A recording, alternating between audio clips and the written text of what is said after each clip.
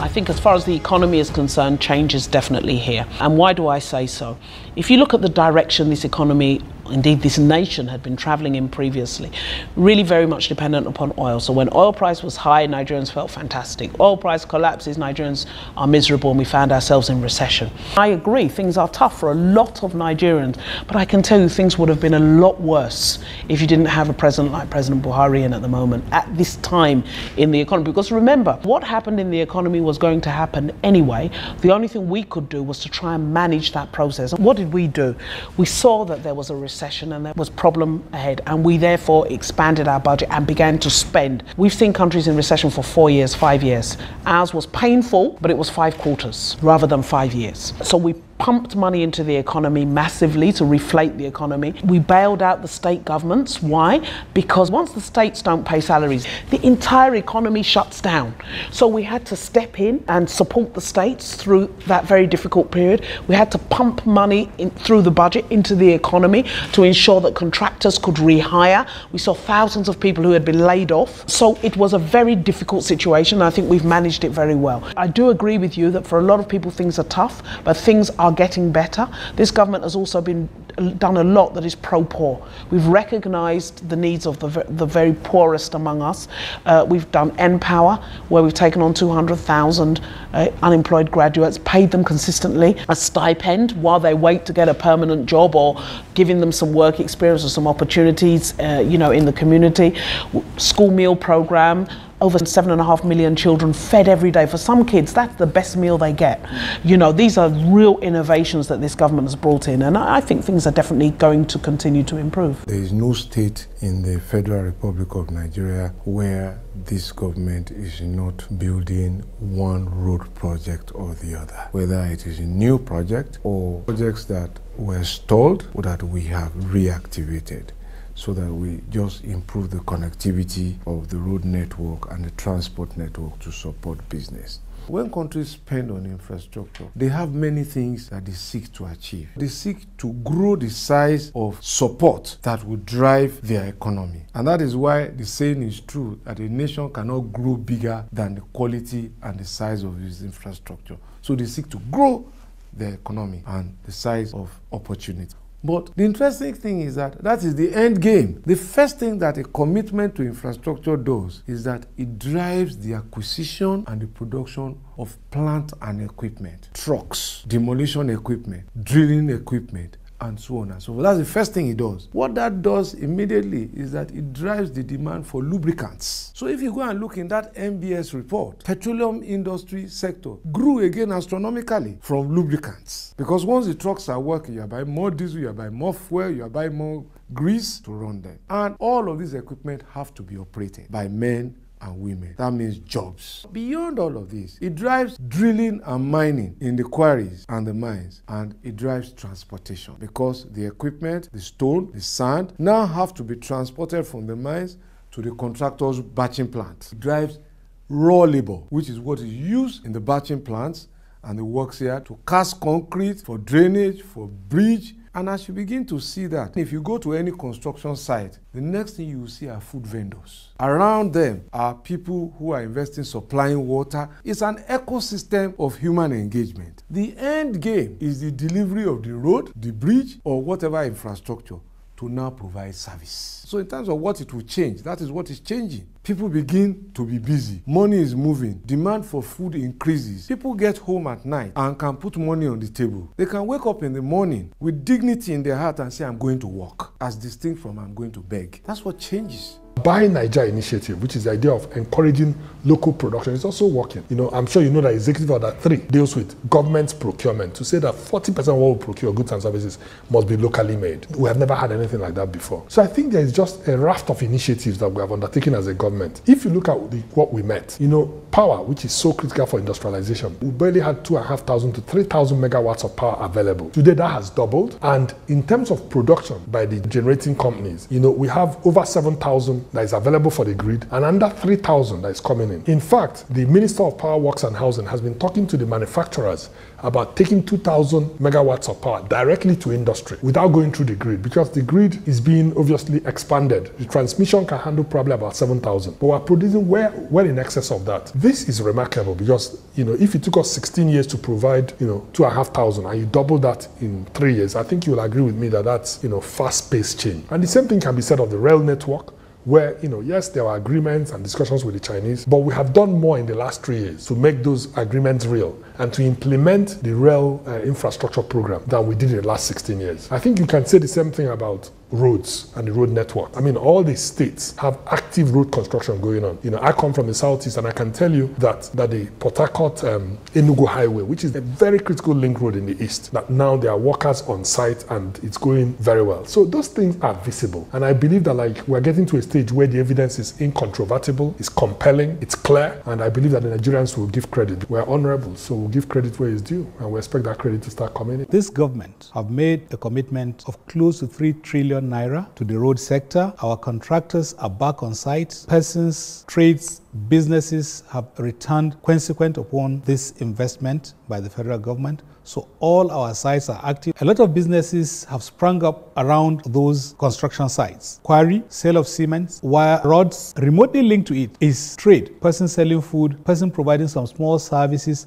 around the construction sites. These are increase in businesses consequent upon the investment of government in that. Now, funding of these projects have also been a little bit diversified in the sense that persons are encouraged to come and look at a particular component of a road infrastructure and invest in it, and they get paid using tax credits. We have also now looked at another funding system, and we have floated the Sukuk bond for 100 billion, which was oversubscribed to the tune of 105 plus billion, which is the first in the history. It tells you two things: the confidence of people in our economy, the confidence of people in the government, the confidence of people and companies and entities in the institution of the federal government of Nigeria today under the leadership of our principal, President Muhammadu Buhari. We had paid lip service to a diversified economy for more than 50 years. Every government that came talked about diversification, but just by words of mouth. This is the first time in the history of Nigeria that diversification is coming alive. We will get to a point that we won't have to depend on oil again. Agric is coming up fast as an alternative to oil. Mining is also coming up. Manufacturing is coming up. That's changed. To a large extent, the administration has lived up to his promise. For those who thought that change was a magic wand, they may claim not to see it. But for those who recognize that change is a process, they know that that process is in motion. It is well and alive, and the result will be delivered to them. What was the state of the economy in 2015? We had an economy that had collapsed, or rather, an economy that had been primed for collapse. Economists say that the Nigerian economy began to slow down in 2012. And curiously, that was a time when oil was at its highest. Between 2012 and 2014, oil prices oscillated between $100 per barrel to $120. It reached $143 per barrel. But the economy began to slow down, simply because the money accruing from oil was not properly utilized. The money went into private pockets. The money was frittered away. By 2015, when the administration came, the government was already borrowing to pay salaries. The then coordinating minister of the economy, Dr. Ngozi Okonjo-Iweala, is on record as saying that by the time the administration exited, it was borrowing to pay salaries. Why should we borrow to pay salaries at a time oil prices had hit the roof? The kind of money this country never made before. So that was the kind of economy this government inherited. And it was no surprise when in 2016 the economy went into recession. Nobody could have stopped it. It was already primed. But then the success story is that recession lasted for just a year. There are economies that went into recession, were there for 5 years, 10 years, 15 years. In just 1 year, through deft footworks, Nigerian economy came out of recession. And you will see that the economy that revived with about 1.09 growth is now reaching 3.5 something. The last figure I saw was 2.9, and the forecast from World Bank and IMF is that Nigeria may reach 3.5% growth this year. It shows a lot that the government is doing. So all those who are saying we have not seen the impact on the economy, they will see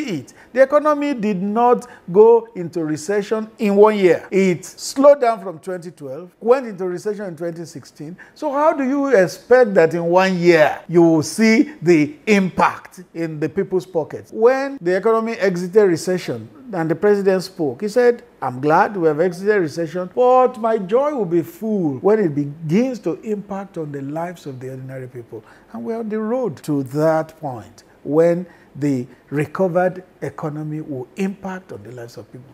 Rice sold for 20,000 naira per 50 kg bag at a time. That same rice is 15,000 now. At festive season, Lake Rice, which is a collaboration between Lagos and Kebbi states, sells for 12,000 naira. A time will come when rice will drop to 7,000, 5,000 per bag in this country. We should commend this administration for giving us a diversified economy. Oh, definitely. So much has changed in the country. If it is the economy, we have done far more than our opponents are willing to concede to us. This country has recorded significant growth in terms of solid minerals, development, agriculture has grown. When we took power, electricity available to Nigerians was between 2,500 to 2,600 megawatts. Today, what we have available is more than 7,000 megawatts. Of course, the discourse as we have in our cities have the limitations in their capacity as to how much they take. 5,000 out of the 7,500 that is available. But the government has innovated a scheme by which there is now a direct sale. This excess power of about 2,000, 2,500 can be sold to bulk buyers so that the wastage itself is reduced. There is so much that is being done to transform road and rail infrastructure. The existing 3,000 kilometers of monorail scheme that we had, has been handed over now to GE, the American company, General Electric. They are going to mend a lot of the problems that are there. They are bringing in a lot of coaches, and the old train service that this country had known is coming back. But in addition to that, the government has established a new standard gauge railway scheme that is faster, that is more efficient. And already Kaduna, Abuja, which the previous administration began, has been completed and commissioned. We will commission Lagos Ibadan this year. And all of the contracts broken as they are between Lagos and Kano have now been awarded. And the government is now looking at Lagos, Port Harcourt. As a matter of fact, the president's directive is that every state capital of the federation must be linked to the new standard gauge railway scheme. We have achieved a stable naira. This is a dream of many administrations in the past. Nigerians and investors from abroad can have a view of a stable naira that has been there, and the parity achieved more or less between what is the so-called official rate and unofficial bureau de change rates. This merger is a significant achievement that a lot of people must come to appreciate. Oh, definitely. You ask any Nigerian pensioner and he will tell you that he never knew that they'll be treated the way they're being treated in PITAD. PITAD is one of those agencies that are actually showing Nigerians that change is possible. We had a group of war-affected police officers who had been granted amnesty in year 2000. That was 17 years ago, and they were never paid their pensions and gratuities. So PITAD now went to verify those pensioners. And to me, that was one of the most emotional days. And know that these pensioners cut across the whole of the South and the Southeast, who were on the other side of the federal government during that sad civil war. These are men in their 80s and 90s.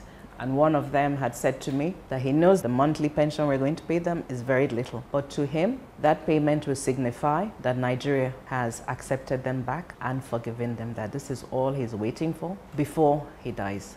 I was moved close to tears. So we set up the verification in Enugu, and we went with the president of the NUP for the police pension department, Fidelis Oyakilome. He was there with us in Enugu. And seeing this group of men and women gathered, so elated and close to tears, and all they were saying that no other government remembered them except Buhari's government. Actions speak louder than words. With that singular action, they have now understood and believed that Buhari is an equitable man. He does not discriminate against one group to the other. He hates social injustice, and that non-payment of the pensions for the privatized agencies and the war-affected policemen were one of the social injustices that this government has redressed. And we couldn't have done it without President Buhari being in the mantle of leadership. We are building strong institutions.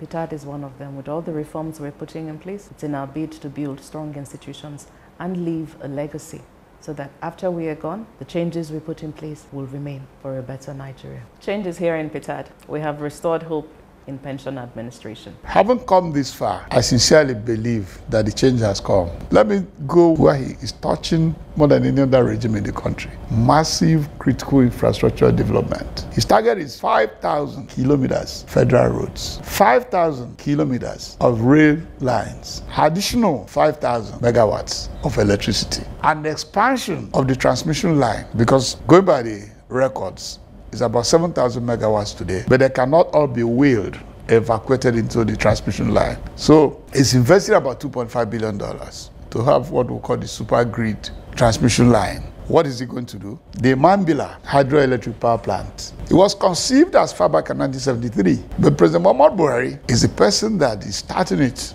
He has started. It's a 3-4 years completion cycle. It's going to generate over 3,000 megawatts of electricity, and it's going to irrigate thousands of hectares of farming land. You also have Enugu coal that is going to generate about 1,000 megawatts in mind.